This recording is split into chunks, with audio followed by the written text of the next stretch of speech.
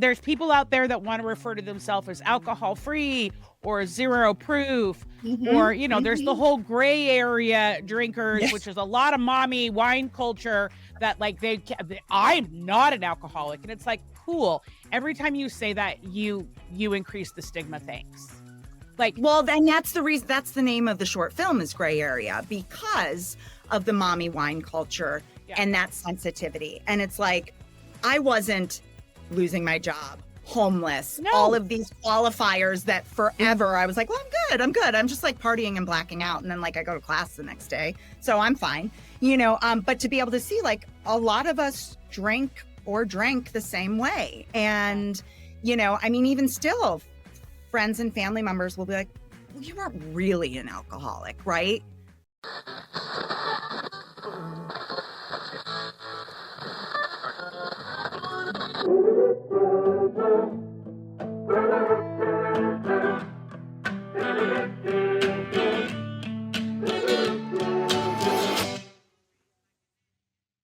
Welcome to the Sober Curator podcast, where sobriety isn't just a lifestyle choice, it's the ultimate life hack.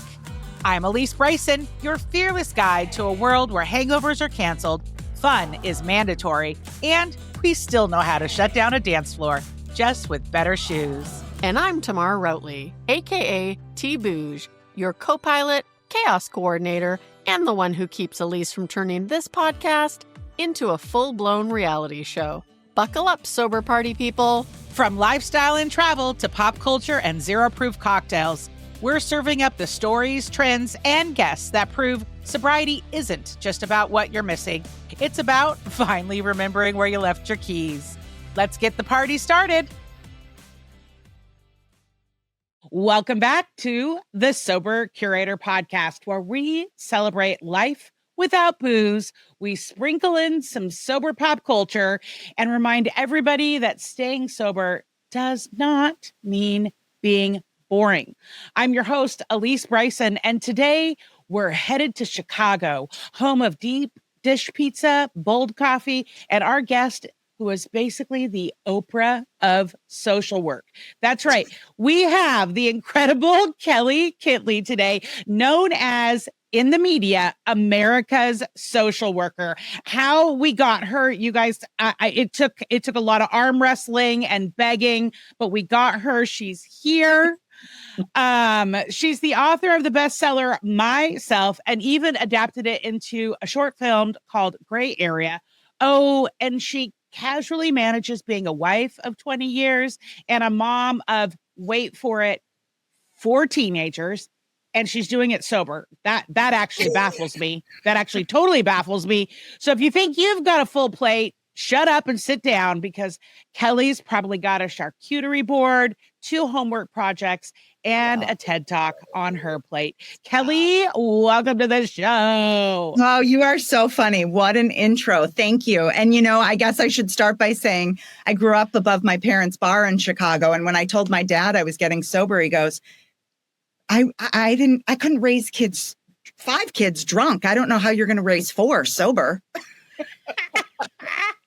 But that's part of my why. That is my why. Having 4 teenagers, and when they were young, I needed to stop drinking because somebody had to drive them to activities. Somebody had to be the driver. Yeah. And their feet couldn't reach the pedals. Like, it just was what it was. It was, yeah. I totally get that. I got sober when my son was 9. And so, if I like to pretend like he remembers nothing but like magical birthday parties and us always like, I was totally into all the superhero movies and things with him. And just like all we did was play. Yeah, he remembers more than that, turns out. Yeah, they tend to do that even at small ages. We got in an argument once. He was convinced that I was trying to get him to drink when he was like 4 or 5. That's how he remembered it. But what was actually happening is he wouldn't stop asking to drink. And I was like, you're not going to like it. Like, you're not going to like the taste, because who drank for the taste? No one. And he begged and begged and begged until I was like, finally, go ahead, drink it. You're not going to like it. Go ahead. So that's what actually happened. But in his mind, he thought I was pushing on him at 4. Yeah, of course. Well, and that's the danger of, having 4 kids who have totally different experiences. And I'm the oldest of 5. And if you ask my siblings, we all recall different experiences growing up in the same household. Sometimes you would have thought you were raised by a different family. So I totally get that. My sister and I actually argue quite a bit. There's a 3-year age difference. And I'm like, did we grow up in the same house? Because that is not what happened. And she was just like, I don't think you were paying attention. Or or I was probably drunk, but still, like, it's just wild how different people's memories and experiences can be under the same roof, not even like, that many years apart in age. Absolutely. Yes. Okay. You're sober. You've been sober now for more than a hot minute. Mm-hmm. What led you to make your mess your message? Like, how'd you get here in your beautiful sparkles and your 8,000 TV appearances? Like, how did that happen? I'm pretty scrappy and gritty and hustle really hard and don't like taking no for an answer. So those are some of the characteristics of my personality that have worked to my benefit in my professional life. We would have drank together, to be clear. Obviously. I envision us at my parents' bar. My husband was on the other side of the bar while I was bartending. That was a long time ago. We're celebrating 21 years this week. So, wow, congratulations. Thank you. That's like forever. I don't even know people stayed married that long anymore. It's a miracle. Yeah. That's wow. Okay. You should get a trophy. Keep going. So, grew up in a really big drinking culture. Parents owned a bar. My grandfather worked at the bar. We lived above the bar and, was a binge drinker my whole life. And once I had 4 small kids who were between the ages of 6 months and 7, I was drinking pretty regularly at home after work and getting through the monotony of parenting. And really fell into the mom wine culture in terms of it giving me permission to drink while I was parenting because it's so stressful and I needed to take the edge off. Yes. And I was having panic attacks and booze cuts that right off. Initially makes it 10 times worse in the morning. But I had this moment, I tried to stop drinking on my own for so many years and trying to manage and control my drinking. I studied addiction in grad school and thought I could dodge the bullet by outsmarting it. But here I was, drinking a bottle of wine every night in my kitchen and swearing the next day that I'd stop drinking and repeated the pattern. And my best girlfriend from growing up, we grew up in the city and we're drinking bottles of Mad Dog in paper bags. Oh, Mad Dog 2020. Come for me. I'm a 7-Eleven. And yeah, girl. Fast forward some 25 years later, and she had gotten sober 3 months before me. And I had been to AA meetings, but didn't feel like I really fit in. And then she said, why don't you come to a women's meeting with me? And I was like, I don't know about that. I got to drink all the booze in my house that's open first. And she said, or you could just wait a couple days, go to the meeting and see how you feel. And I went to the women's meeting and just broke down in tears. I was like, I belong here. These are my people. What took me so long? And at that time I was 35 and I'm 47 and haven't had a drink since that women's meeting on a Wednesday night. I was in a women's meeting on a Tuesday night. We're basically separated at birth. Like from the bars to the rooms. Yeah, pretty much. And I too was like, that's not going to be for me. I'm not like those people. I had this like after school special idea of what that all looked like. And that was definitely not me. And yeah, that's not actually what's happening in those rooms at all. It isn't. And you know what was so important for me as you ask about, my journey and where I am making my mess my message, is that as a trained therapist, we were told not to share our personal stories. Sure. So, I was a very direct therapist even before I got sober, but I worked in group practices and I was like, oh my gosh, if the psychiatrist finds out I've shared any of my story, I might get fired. So I left when I published my book because it was something that I had kept journals throughout my entire life and had tried working on this book for years and kept putting it away. And I couldn't finish it till I got sober. And that was never the plan. It was about all the other stuff as to why I was drinking. But, those last chapters really pulled together when I was sober after a couple of years. So what was it like writing the book? Like when you finally got it out, when you finally birthed the book, was that harder than birthing 4 children? Yeah, well, the book, the 5th baby, nobody's family wants them to write an autobiography. I'll just start by saying that. And what we were saying earlier about family members having different perspectives. I don't even know who's read my book in my family or not. Nobody's given me any feedback. They did go to the screening of the movie, which was great. Nobody really said anything after. And so I think that was just more of the foundation as to why I shared my story, because I felt so alone for so long. Mm-hmm. And when we opened the conversation about mental health or addiction with somebody who's willing to go there with us, we feel so much less alone. And I had essentially created an entire tribe of women who drank just like I did, who struggled with similar issues as I did. And in turn, that helped me feel less alone. What has it been like traveling so much and going on making so many TV appearances? I mean, you've the Drew Barrymores and the Kelly Ripas, like you've done all of that and had to maintain sobriety and a household and a husband and the children. And there's probably some pets in there that I don't know about. Like, how do you juggle all of that and keep your sanity? Well, that's a great question, because the media stuff people will be shocked to hear this, but it's really outside my comfort zone. I get so nervous. Mm-hmm. It's live TV. It's quick. It's like, tell us your story in 3 minutes. And the reason I started doing media was because when I self-published my book, I was looking for PR and had gotten quoted like 10 grand a month. And I couldn't afford that. So I was like, well, I've got to figure it out some way. So I started pitching myself. And once you start doing some and establishing great relationships, then they invite you back to be a guest. And so that was really great, but they're quick. And, media today doesn't pay for travel, doesn't pay for hair or makeup or outfits or anything like that. People think they do, and they haven't for a long time.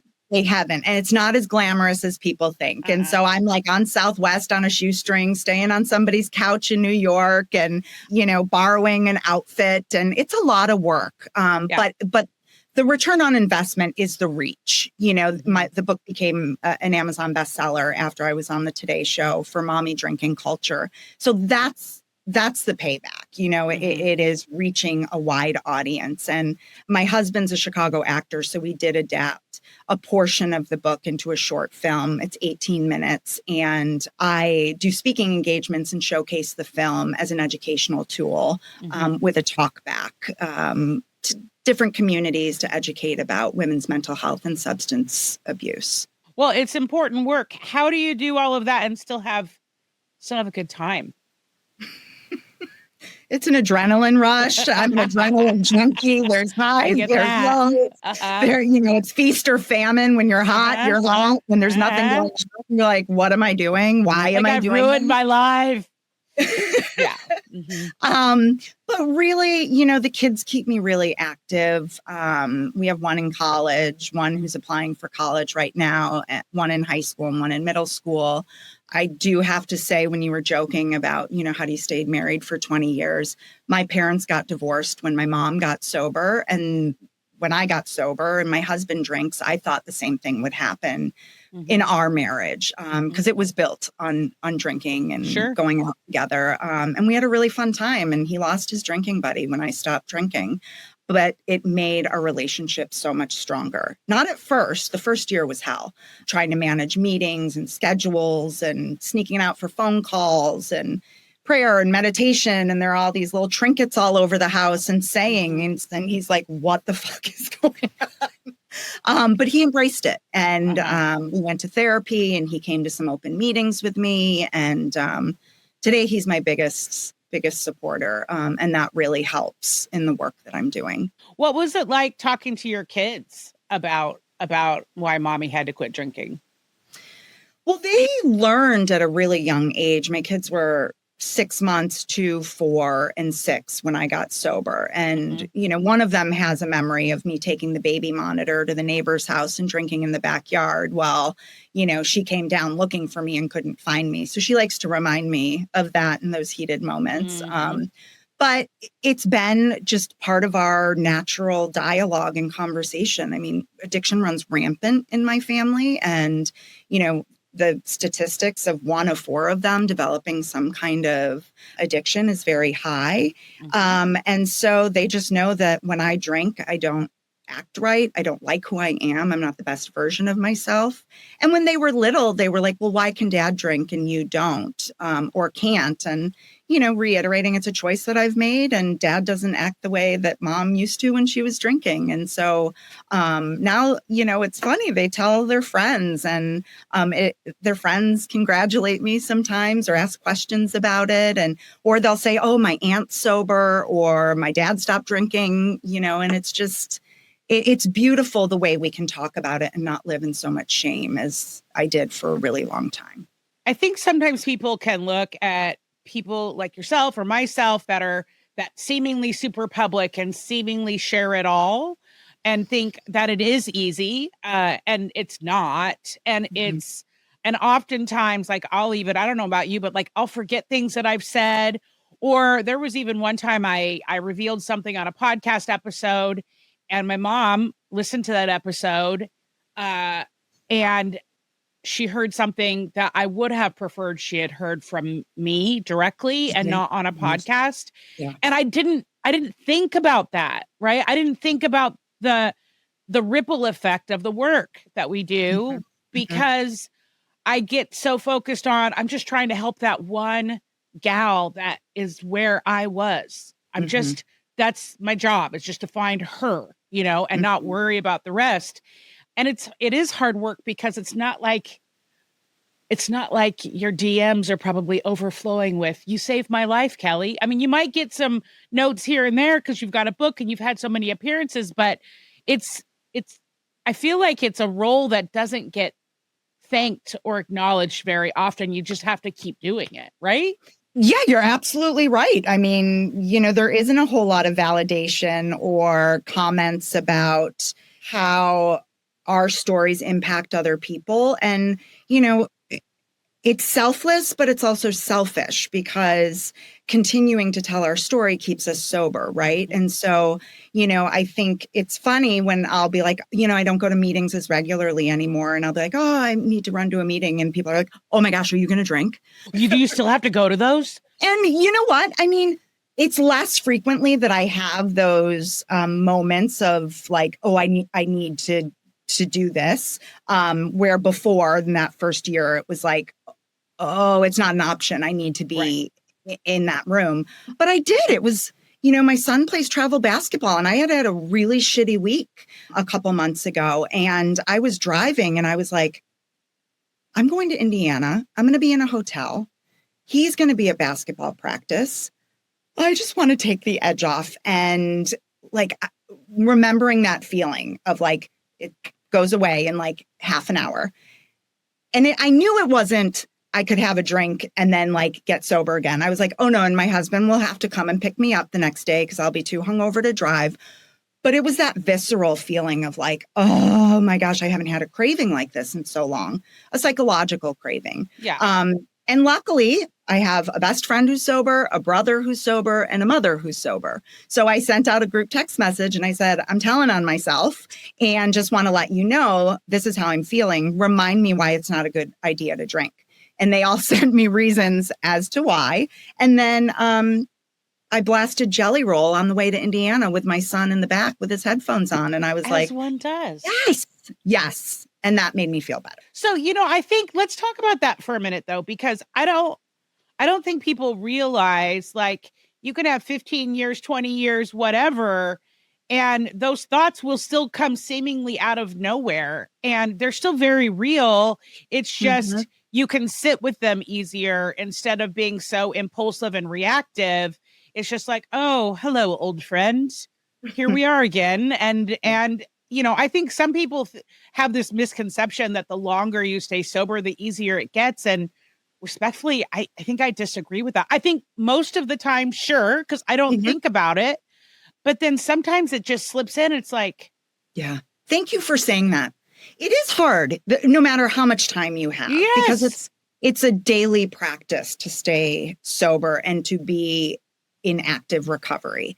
And, look, I mean, we have a son who's a sophomore in college at a big football school. And we went to his house a couple weeks ago and they had a huge party and they're playing beer games. And I'm like, oh, I would be so fun until I wasn't fun.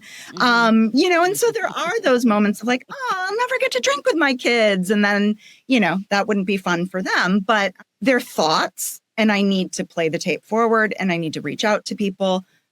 And the desire isn't there as much as it was that first year of like daily thinking, should I drink, should I not? Now it's less frequent, but there's still strong images. Totally. And, the other thing that I find that happens in as a person who works a long-term recovery program is that it slips into other places. Over the course of my recovery, I've had issues with food. I've had issues with sex. I've had a lot of issues with shopping. A lot of issues with being a workaholic. Because especially as a Gen Xer, like that's our badge of honor because we grew up as latchkey kids watching our parents work so hard. And so that's what we think success is I work hard and long hours. And it, when you love what you do, it also cannot feel like work, but it can still be an addiction. And so it's slippery. It's slippery how it can creep into other places even after you've removed the drugs and alcohol, right? Oh my gosh. I mean, at least the first time we met, talking about cross addiction and the addict brain, and addiction is addiction is addiction. Why one person chooses cocaine and another chooses gambling, I don't know, but it feeds the same desire and chase and obsessive thinking. And, we do have to be really careful because sometimes it is whack-a-mole. I mean, my first experience with addiction was an eating disorder in high school. And so, going into treatment and working on that and then, needing to focus on removing alcohol and getting sober was another addiction. And, I started running marathons addictively and that became a new obsession, and so I think that we do have to be careful and keep a pulse on it because even if they're quote unquote healthy, like running, not the way I was running wasn't healthy, or the obsessive, clocking time and getting faster for the next one and the bigger marathon. It's like that still is crazy making thinking, and the impulsivity and the obsessiveness has to be in check for me. Well, and my most recent real life example of this is in 2024, I did a no spend year, meaning I still I didn't go without spending money. That's ridiculous. But I was not allowed to buy anything I already had. If it's something that I absolutely had to get because I needed it for, whatever, but really, I don't need anything. Everything I have everything I need. I have more than enough. And so over that year that I didn't spend, these things happened. I lied.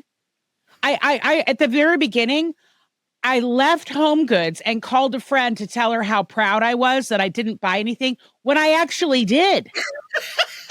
What in the actual fuck? Right? Same behaviors.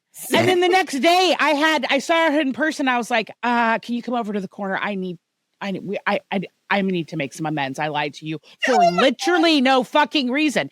And then as the year went on, the things that I justified, I made up some crazy ass excuses to buy some things crazy. And for who? No, I'm the one that set up the rules, right? Oh my God. So, but somehow I kind of made it through a year of not spending ish. Yeah, okay. A little ish. Yeah. This year, complete disaster. I have bought more shit that I don't need because it didn't, that I'm not addressing the issue. Yeah. So what is the issue? Oh my God, I was about to say I don't know, but I was probably more realistically, I don't want to talk about it. It's the wiring. It's that I have to have this right here, right now. And if I don't have it, it's this thing that thinks that like my life will fall apart without it, which isn't true. It's all a lie. It's all a lie. It's the goal, right? I mean, it's like, what are we trying to fill? Feed the beast. And a lot of it. No matter what it is, and it doesn't help that it's being shoved in our faces in every possible way, right? And I've made a living over decades in advertising, so I've been the drug pusher in many cases. You know what I'm saying? But also, like, I mean, I'm on a first name basis with my Amazon guy. He's here every day, and I justify it as shopping local because I live in Seattle. It's just ridiculous. It's crazy making. Yeah, it's ridiculous. Yeah. Or I get into crafting and then I jump the shark on everything. And, probably half the people listening to this episode, Kelley, they don't even know what jump the shark means. They're like, why are they talking about sharks? They have no idea what that reference is. But like, I overdo everything except like I've never overdone like water or carrots or cucumbers. Well, it doesn't feed the same beast. You could, I challenge you, get really addictive. I'm going to get real addicted to carrots. Watch out, world. It is, but I mean, it just speaks to this not being a character defect, right? In terms of like a moral issue where I think some people are still like, well, if they really wanted to stop, they would. And yes, that's a loaded statement, right? Because you have to make a decision to stop whatever X behavior is, but it's not black and white like that, right? Like we need to talk about it, write about it, pray about it, insert healthy coping mechanisms and calm the inner self. I mean, that's what helps me when I'm out of whack and I can get on that, dopamine rush or dopamine hit and adrenaline rush. Watch out, I mean, especially those first 2 hours after I've had my coffee, I could run 10 marathons, and then try not to crash by 4:00. And, everything's about pacing for me and trying to maintain some equilibrium. Yeah. Well, and another thing we talked about when we first met is what it's like to go through perimenopause and menopause in sobriety. Because I look back, hindsight is always 20/20, and I look back to 3 years ago when I was very clearly like in it, and I didn't know, and I was having all these emotions and feel like, and I look back now and I was like, right. Yeah. And thankfully, women are talking about it now much more so than they were really even talking about it 3 or 4 years ago. Like, I feel like it's become a much more mainstream conversation. And thank God I'm going through it sober. But like that, the crazy feelings are pretty intense, right? Yeah. Yeah.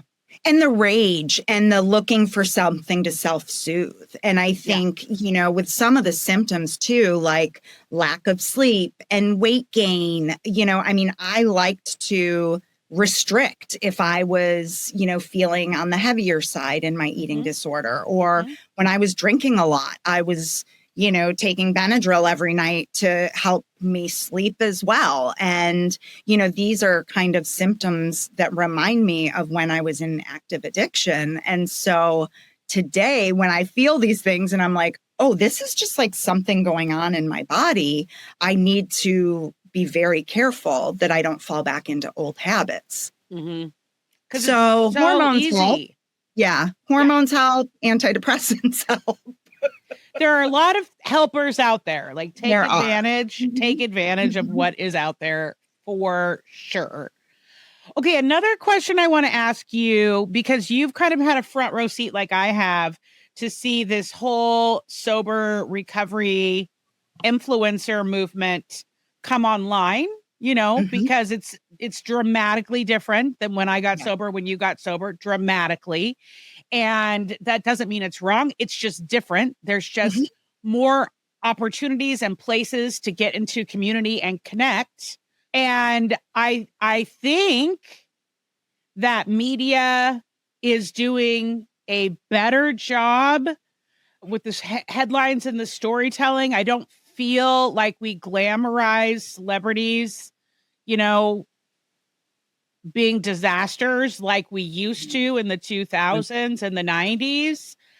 But I also say that, and like, we still have a really long way to go because the stigma is still so very, very, very alive.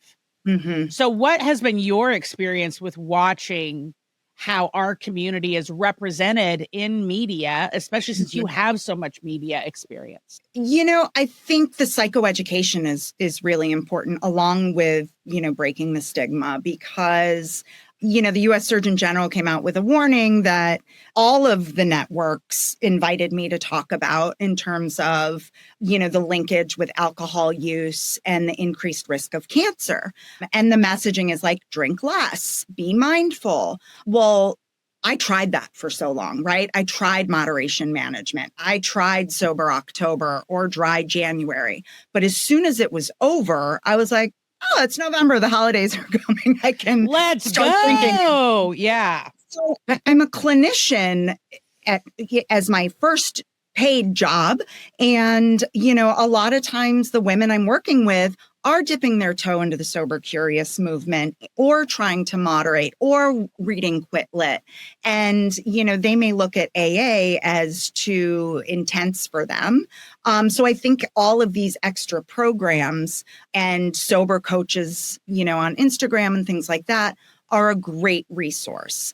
And I think for people who don't have addiction, it's a great way to make lifestyle changes.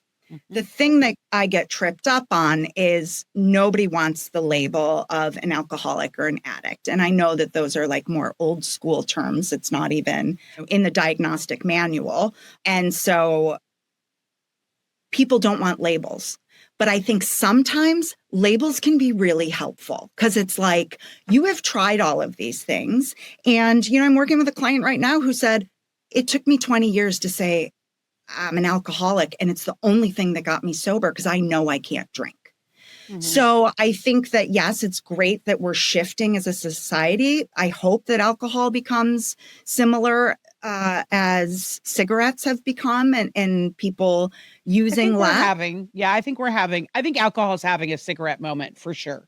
For sure. But I also think we do need to recognize that addiction is a disease and it needs to be treated. And it's not just like, oh, you can't stop and stay stopped. Some people need medical detox. Some people need medication to stop drinking or using drugs. And so that needs to be discussed as well. And I think because it's at the opposite end of the spectrum, right? In the media, it's like safer to talk about like, make some lifestyle changes. Don't we all want to be our better self? And it's like, and it's a progressive disease and it's a slippery slope. And if you're having a hard time quitting drinking or cutting back, well, let's look at a different model, right? And sometimes that's 12 steps and can be very helpful for people, or, inpatient treatment. I do agree with you. There's a lot of talk around labels. And even recently I was having a conversation with a friend and fellow sober curator contributor who no longer wants to refer to herself as an alcoholic, which she has every right to do, right? She has every right to do. And I was really thinking about that, because like, depending on where I am, I will say I'm an alcoholic, or I'll say I'm a recovered alcoholic. Oh, do you say recovered? Recovered. It's in the book. ED. It's in the book. Okay. I can, I'll send you the picture. Yeah, I mean, listen to your language. It's in the book. And so I do, but I actually don't if I'm around a bunch of people that I know are new, because I'm not trying to one up myself, right? I'm not trying to be like, ooh, I've got this better than you do. It's not that, but depending on where I am, I might, but typically I just say that I am an alcoholic. I'm definitely an alcoholic. And I don't say that because I say that so that it'll be easy for them to say it. Like I say it for other people as much as I say it for myself. I need the reminder. Sure. I need the reminder, right? I made even a joke to my son recently about, it'd probably be fine now, right? And how old is he now? 29. Yeah. And he was like, when he got sober. No, too soon, right? Too soon. He didn't even think it was funny. And here I was just like joking, but there's always a half truth to a joke. And he had a very visceral reaction to, that's not funny. Don't make those jokes. And I was like, oh, got it. Right. Got it. So I don't know. There's people out there that want to refer to themselves as alcohol free or zero proof, or, there's the whole gray area drinkers, which is a lot of mommy wine culture that like, I'm not an alcoholic. And it's like, cool. Every time you say that, you increase the stigma. Thanks. Well, then that's the reason, that's the name of the short film is Gray Area, because of the mommy wine culture and that sensitivity. And it's like, I wasn't losing my job, homeless, all of these qualifiers that forever I was like, well, I'm good. I'm just like partying and blacking out. And then like I go to class the next day. So I'm fine, but to be able to see like a lot of us drank the same way. And, even still, friends and family members will be like, well, you weren't really an alcoholic, right? So it does depend on the social circle you're in, whether you're calling yourself an alcoholic or you just choose not to drink because your life is better without it or whatever. But whatever works for people, I encourage them to do that. You don't have to fit into a box of what you're told you have to do. Nope. I totally agree with that. And that's really our ethos at the Sober Curator is we don't care why you got sober. We don't care how you got sober. But if you are sober, cool, pull up a chair. Let's party, right? Let's talk about real life things with an emphasis on fun, hopefully, because I'm very tired of the sober must be boring narrative. Yeah. Like it's not. Blacking out, waking up next to strangers, that was boring. Real boring. real boring. So I don't know. It's interesting. I find myself teetering on, oh, I'm so open-minded and I'll accept all of it. But then I'm also like Judge Judy over, sometimes over here, but I mean, you can say all these other ways work, but I know what worked I do know what worked for me. I do know what worked for me. I do know what worked for a bunch of other women that I know. And so all I have is my experience. And so that doesn't mean that other ways don't work. Sure. I just know what did work for me and what does work for me. So I don't know. I find it to be a slippery place sometimes. Yeah. Well, and for me, it's about the solution, right? Because my mom got sober when I was in high school, and I asked her how she got sober. And she said she was in church one day and asked God to remove the obsession. She was drunk at church at my brother's confirmation and left and never picked up another drink. And so for so long, it's wild, right? That's wild. And that's not the norm, but that worked for her. And, for so long, I prayed about it. God, please take the obsession away. And then that was on Sunday night. And then by Friday, I was like, it's okay. We'll work on the obsession on Sunday. Yeah. So for me, I did need to know, what did you do? What helped? And I tried everything on my own until I found a community, and that's how I stay sober and got sober. Well, and don't you think you talked about that this is a disease earlier and that it's progressive? So I'm in the camp that because of that, I actually have to be quite progressive with my recovery. What do you mean by that? Meaning I can't let up. I haven't reached this level of self-awareness that I've got it kind of all figured out now. We never do. No. And there's some things that I'm like, oh my God, how many times am I going to have to learn this? How many times? Every day, actually. Yeah. I mean, if I'm diabetic and which I am borderline, when I eat a bunch of sugar, I get really dizzy and, lethargic and want to take a nap. And it's like, I know what to do to manage borderline diabetes. I also know what to do to manage my alcoholism. Well, most of the time it's fun, but not always. Yeah, I do have a lot of fun in sobriety. I still love to dance. I was uninhibited when I had alcohol. I'm uninhibited sober. I mean, people are sometimes making comments who don't know I'm sober, like, who's the drunk girl dancing in the corner? I've gotten that. Like, you seem like a drinker. I'm like, I do. Yeah. I said inappropriate things drunk. I still say inappropriate things sober, but I have a lot more fun because I remember all of it and I feel good, and I'm a risk taker by nature. So I'm going to continue taking those risks. And that's what keeps just life fun. Well, speaking of fun, as we wind down here, I want to ask you just some silly questions. Like, what's your drink of choice? Like, what are you sipping on these days? Anything bubbly. I start with coffee and then I drink LaCroix bubbly all day long. Do you have a favorite flavor? Yes. Beach plum. Beach plum. I have not had beach plum. Delicious. I will add that to the list. I'm currently fixated on, the Celsius healthy energy drinks. I don't actually know if they're healthy, but I just discovered the cherry cola flavor.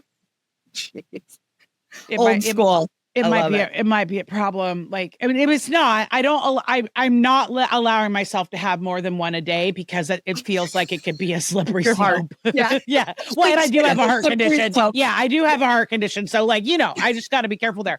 Okay. Do you have like a guilty pleasure of TV show that you watch? Are you a housewife? I am a diehard SVU fan. Oh. Yes. Oh. But my husband is an actor and watches all the series and all the movies, and I always fall asleep. So the news and SVU are my go-to guilty pleasures. When I stopped drinking, I had Lester Holt on every night at 5:30, and he was my happy hour. And I actually got to meet him and like told him that, and he was probably like, sweet. I got to meet him as well. He came to Seattle when I was working at the NBC station. And yeah, it's so funny how we put celebrities or public figures up on these pedestals. And it's like, they really just put their pants on just like we do. Like they do. Yeah. They're just, they're so human. Do you have a sober celebrity that you would love to meet that you haven't met? Jamie Lee Curtis. Okay. I love her. I'm pitching to her publicist all the time. I want to work with her on a project. I know she follows you guys. So when she's listening, Jamie, call me. Did you, by any chance, did you see her in The Bear? Girl, that series is filmed in Chicago. Yes. Okay. I want to talk about season 4, episode 9, when she makes amends to Carmy. The only way she could act at that skill level is because she's actually was using her lived experience in that moment. I have chills all over my body. Way to go. Absolutely. If the Sober Curator gave out Oscars, like, that's yours. Jamie, that's yours. That's yours. You call me. I will make a Funko of you. Like, and it wasn't perfect, right? Because amends are never perfect. No. But like, that's someone I have a lot of respect for her as a sober, iconic woman in the public eye. She's done, and she's changing the conversation. There are billboards up about it. I think that is when celebrities do share their story about addiction and recovery, it is so influential because they have these platforms that they can spread so much knowledge and awareness. So kudos to all the ones out there that are using their platform for good. And there's a lot of them, actually. I know, because I kind of think it's my job to keep tabs on these things. So there is a lot of them. All right. What's your favorite snack? Do you have a guilty pleasure sugar fix or snack fix? Peanut butter, chocolate, frozen yogurt, swirl. Peanut butter, chocolate, anything. Rice Krispie treats. I like that you went for the frozen yogurt swirl. That means you're a soft serve girl, which is speaking to my heart. I love a soft serve. And our place just closed for the season. And talk about an addict. Are you okay? Are you going to be okay? I mean, I had to go every day. I had to get the brownie topping. I was like, this is my last. It kind of felt like drinking every time I'd swear off drinking. Like, I'm just going to go one more time. And the kids would be like, you stood in that long line by yourself? Got froyo? Yep. And I didn't tell any of you, and I ate it in my car, so nobody would ask for a bite. Yeah, exactly. Well, what's next for you? You got any big projects on the horizon? I am currently pitching and working on the book getting picked up as a series or a feature. Nothing like it has been made since 1994, When a Man Loves a Woman. And let me tell you, the scrappy girl has got it in the hands of Imagine Entertainment. Of course you do. They passed. Amazon Studios, they passed. Ryan Murphy Productions, they passed. An addict needs to make this movie. The whole production team needs to be in recovery to make this work. And somebody who identifies with the story as a mother, as a professional. I know it's out there and I know it's going to happen. It's just a matter of when and with whom. Well, I'm available to be an extra when it happens. I definitely want to be on set so I can be capturing, behind the curtain moments, obviously. Who would you have play you? Scarlett Johansson, please. That works. That works. She's not sober. She's not sober. No. So that's okay. That's okay too. But it has to be a team. I mean, when we shot our short, there were a lot of sober people behind the scenes and on set. And 3 people got sober during the process or after because of the impact that the experience had on them. Amazing. Have you there? I actually, at the beginning of launching the Sober Curator in the pandemic days, I met a gentleman named Scott Langer. I'm sure you're listening, Scott. Hello. He lives in the LA area and he started a nonprofit called the 90 and 90 Foundation. And they will put together a sober crew film set. Any film, TV, and make sure everybody that's working on it is sober so that the people that are in early recovery that are in that industry have a safe place to work. Isn't that amazing? Oh my gosh. I know. There are so many cool stories of sober business people, entrepreneurs out there doing so many cool things, just like yourself. And at the end of the day, I'm just trying to find all of you and make sure that your stories get out there, because that's what you get sober. And then what? Then live your best life. Go after the biggest, best thing you possibly could imagine.